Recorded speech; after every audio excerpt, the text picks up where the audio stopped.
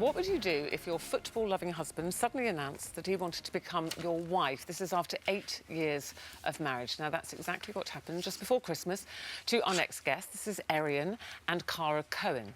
And they say, since then, they have never been happier. It's very good to see you both.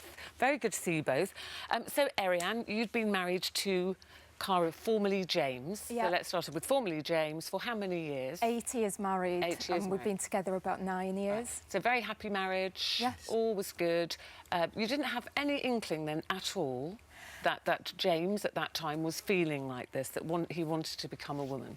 No, I always knew there was something though, didn't I? Yeah. I always knew there was something, and we always had an honest, open relationship, but I didn't know what it was. You didn't know what it was. Yeah. But there was always something there. Looking back now, being completely honest, there probably was many, many signs, Yeah. but maybe we weren't ready to.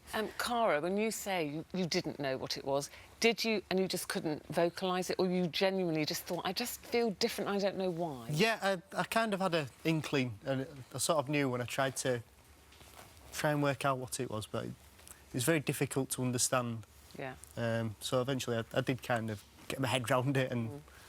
So did it just come out, or did you say, I'm going to tell her on this specific night?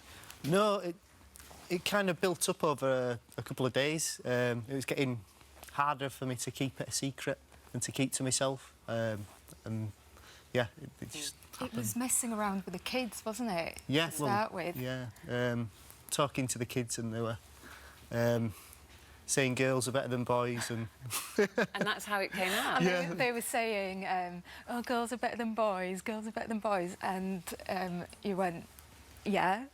And then they said, you want to be a girl, don't you, Daddy? And James said, yes, I do. Funny you should say that. Yeah. So at that point, people might be thinking, oh, you would go, ha, ha, ha, but actually you then realise that this was the serious conversation we're then going to have. I wasn't there. I wasn't there. You then went to the doctors, didn't you? Yeah, I went to speak to the GP I didn't about know it. about that, and then it was... But what about speaking to Eirian? That's the conversation. That's the big conversation.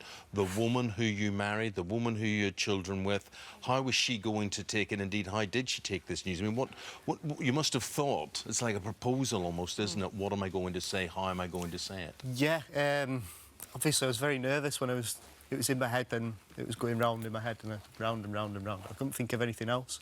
And eventually it just came out. Literally blurted out. Yeah, I didn't plan it or anything, I just had to release it. OK, what was the reaction? I think my exact words were, OK. What exactly does that mean? I just wanted clarification of exactly what was going on here, and, you know, to think about the future, what was going to happen. Did you think straight away about your children, your girls? I was in shock. I was just in complete shock. I couldn't think. I just sat there and I just it's okay. It's going to be okay. So when you said it's one of the things you okay- did, of course, was to find out if it was going to be okay. You went to the internet, you went to social media, you did a lot of sources. What did you find out there? Do you know, I really, really wanted to find people who were going through what I was, people who could understand, but all I found was I found a lot of support out there for families of under 19s, for transgenders, but not the families of adults. And also I found from other wives of transgender people, what I found was that they were just full of bitterness, anger and hate. And I found it really sad, and I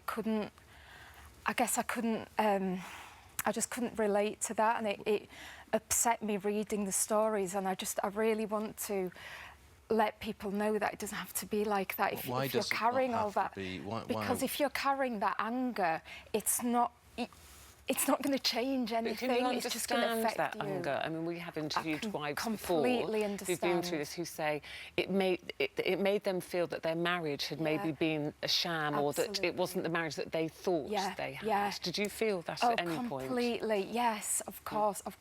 But I had to remind myself, and I completely understand why people feel that way, don't get me wrong, but I carrying around anger and bitterness, it affects you. So I had to keep reminding myself that it wasn't dishonesty against me, it was Against not having the yourself, really. realisation. It was all this social conditioning from 35 What about years. the children, Cara? Your girls? Well, they seem to be... they've noticed that I'm a lot happier, obviously, because if you're keeping a secret, it's very difficult to be happy within yourself and with others. So, eventually, when I did come out and I was being more honest with myself and with people, they noticed the change instantly.